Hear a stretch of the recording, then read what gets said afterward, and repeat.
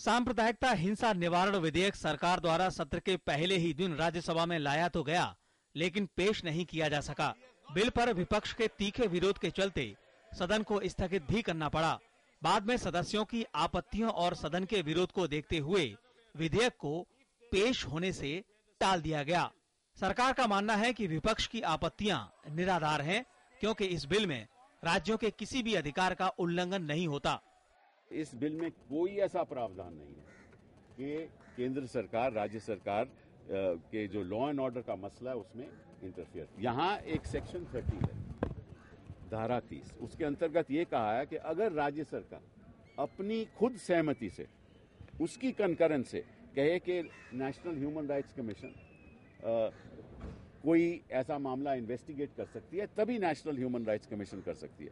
इसमें केंद्र सरकार का कोई अधिकार ही नहीं कर सकता। सदन में बिल पर आपत्ति जताते हुए नेता प्रतिपक्ष ने आरोप लगाया कि सरकार राज्यों के अधिकार क्षेत्र में सीधा दखल दे रही है। Law and order, public order, services of the state, these are all powers of the state government, and chapter by chapter this bill seeks to encroach upon those areas as far as the states are concerned.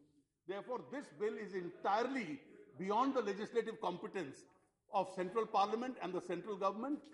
हालांकि शीतकालीन सत्र के विस्तारित भाग के पहले दिन प्रधानमंत्री डॉक्टर मनमोहन सिंह ने भी सभी दलों से आवश्यक विधेयकों को पारित करने की अपील भी की।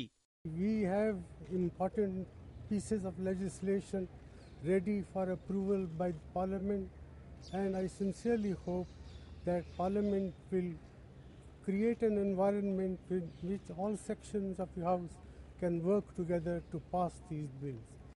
सांप्रदायिकता हिंसा निवारण विधेयक को सरकार संशोधित रूप में लाना चाहती थी, जिसमें सांप्रदायिकता हिंसा रोकने और पीड़ितों को न्याय और क्षतिपूर्ति दिलाने के सीधे प्रावधान किए जाने थे। इससे पूर्व सरकार ने अपने पुराने बिल को राज्यसभा में वापस ले लिया और नए बिल को पेश करने की कोशिश की।